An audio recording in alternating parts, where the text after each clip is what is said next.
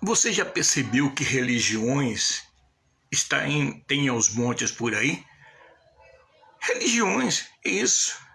Porque as pessoas pensam que é tão somente se ter uma religião e sacando essa questão em que o mundo busca por religiosidade, isso é desde os primórdios dos tempos, enquanto que Deus está buscando novamente o relacionamento com o homem.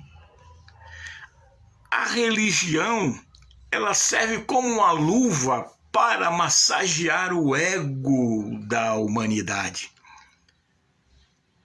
Hoje nós temos centenas e milhares de religiões nesse nosso mundo em que vivemos.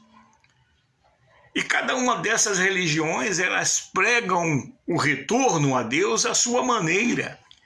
Tem gente que prega que você precisa fazer sacrifícios para voltar novamente a ter comunhão com seu Criador. Tem gente que prega que você pode levar a vida do jeito que quiser porque Deus é amor. E se Deus é amor, jamais Ele vai tratar o seu filho de maneira tal que o lance nas profundezas. Tem gente que diz que inferno não existe. Tem gente que diz que a vida é um verdadeiro passeio no parque, que essa fase da vida é só um processo de aprendizagem até chegarmos a sermos um iluminado de maneira perfeita. Ou seja, de trás de todo esse leque de religiões, a Bíblia aponta para aquele que é o inimigo de nossas almas, que tem de maneira sorrateira e às vezes até mesmo explícita em algumas religiões, tentar afastar o homem do retorno, ou seja, de um caminho de vida e vida com abundante diante do seu Criador. Aqui vem Jesus Cristo, o Filho de Deus, o Verbo que se fez carne e habitou entre nós. Você tem ouvido isso batendo todo dia na sua porta de maneira espiritual, como nos diz lá em Apocalipse 3:20, eis que eu estou à porta e bato. Se alguém ouvir a minha voz e abrir a porta, eu vou entrar e vou cear com ele. Quer dizer, Deus está batendo através do Espírito Santo na porta, no coração, no entendimento de cada ser humano que se preza ouvir a palavra de Deus, porque se você ouvir, ela vai frutificar na sua vida. Se você deixar a terra que é deserta, a terra que é sedenta, a terra que está estéril, ela vai passar a ser um jardim, e um jardim abundante na presença de Deus. Não quero dizer com isso que no momento que você der ouvido, você vai deixar de ter problema, não. O Salmo 30 nos diz isso no versículo 5, que o choro pode durar uma noite, mas a alegria ela vem pela manhã. E essa alegria ela se torna real quando nós deixamos Deus fazer a parte dele, que é cuidar de cada um de nós em toda a nossa jornada, nesse caminho chamado vida. Mas eu volto a frisar, se o homem não quer se enquadrar no plano de Deus, a ele vai cumprir o livre-arbítrio que a ele foi determinado. Mas uma coisa é certa, um dia, como diz a Bíblia, nós vamos comparecer ante o tribunal de Cristo. Isso está em 2 Coríntios capítulo 5, versículo 10, para que cada um de nós venhamos receber tudo aquilo que nós plantamos durante o decorrer ou caminhar dessa jornada chamada vida. Então, não fique zangado comigo se eu insisto muitas vezes nos monólogos em avisar a você que o reino de Deus está próximo, que Jesus está voltando, que daqui a pouco a porta da graça se fecha, e se nós não nos arrependermos, não como diz a religião A, B ou C, agora aqui entra, como diz as Escrituras, é como o próprio Jesus disse, capítulo do Evangelho de João, capítulo 7, versículo 38 e 39, quem crê em mim, como diz a Escritura.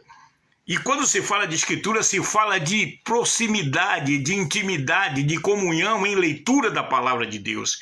E é por isso que tem muita religião por aí que não aceita a palavra de Deus, porque primeiro diz que é um livro ultrapassado. Primeiro depois diz que Deus é amor e jamais ele vai julgar os seus. Tudo isso é uma maneira sorrateira que o inimigo de nossas almas, porque ele é o pai da mentira, e de maneira sorrateira e mentindo, ele vai dizer para você que você não vai merecer nada disso. Foi o que aconteceu com Jesus, quando estava conversando com Pedro. Pedro disse para ele: ó Senhor, de maneira nenhuma vai te acontecer, porque Jesus disse: vamos voltar para Jerusalém, e lá o Filho do Homem vai ser entregue e vai ser crucificado. Aleluia. Esse era o cumprimento da promessa da palavra de Deus. E Pedro chama a Jesus em particular e diz: ó Senhor, nada disso vai te acontecer. Não, nada disso. E o que é que o Senhor diz a ele? Para trás de mim, Satanás, porque não conhece as coisas que são de Deus, mas só as que são dos homens. Então, se você quer continuar sendo um religioso, não quer dar ouvido ao que diz a Bíblia, tudo bem, é um direito seu, gente. Eu vou dizer uma coisa para você, dando como um testemunho a você. Eu que outrora andava em religião em que eu tinha que fazer despacho na encruzilhada, achando que com isso eu estava agradando a Deus, mas na verdade eu estava só cada vez mais me distanciando da paz que excede todo entendimento. Mas o dia que eu tive um encontro com Jesus Cristo, toda essa vida conturbada, toda essa vida, como é que se diz, problemática que eu estava levando, tudo aquilo que era ódio, rancor, inveja, perturbação, prostituição, vícios, tudo aquilo caiu por terra na mesma hora. Porque Jesus me libertou. Eu dei crédito, eu aceitei, eu acreditei. Não quero dizer com isso que eu seja perfeito, porque mesmo acreditando, mesmo dando crédito, mesmo hoje sendo um lavado e remido no sangue de Jesus, eu ainda sou um pecador. Porque tem gente que prega por aí, né? Até muitos evangélicos: não, eu agora não tenho mais pecado. Você tem pecado, sim. O que é que diz em 1 João? Se dissermos que não temos pecado, somos mentirosos e a palavra de Deus não está em nós. Mas se confessarmos os nossos pecados, ele é fiel e justo para nos perdoar dos nossos pecados e nos purificar de toda injustiça. É a Bíblia, meu amigo. Vai ler a Bíblia. Esse é que é o problema. É por isso que tem muita religião por aí se dando bem. Quando você vai lá dentro de uma religião dessa e você pergunta: você era de onde antes? Eu era crente. Eu era da igreja tal, mas hoje eu estou aqui porque aqui ninguém cobra nada. Né? Quando você vai para uma igreja em que se prega a Bíblia, é aquela velha história. É sim, sim, não, não, porque o que passa disso é de procedência maligna. Não adianta querer regatear com Deus, não adianta querer negociar. Não, Senhor, eu vou te dar o dízimo, mas daqui para cá mando eu. Não é assim. Com Jesus é diferente. Então entenda, se você quer continuar sendo um religioso,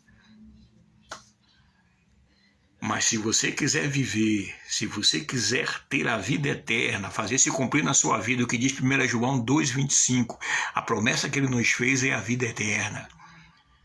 E se nós temos a vida eterna, nós temos tudo. Pode vir o que vier, pode vir o que quiser, pode vir toda luta, tribulação, tempestade, 1000 vão cair ao meu lado, 10.000 à minha direita, mas eu não vou ser atingido. Olha quem é que está falando, o perneta não vai ser atingido. O atingir é aqui, ó aí. Entendeu? É como o Paulo disse, eu estou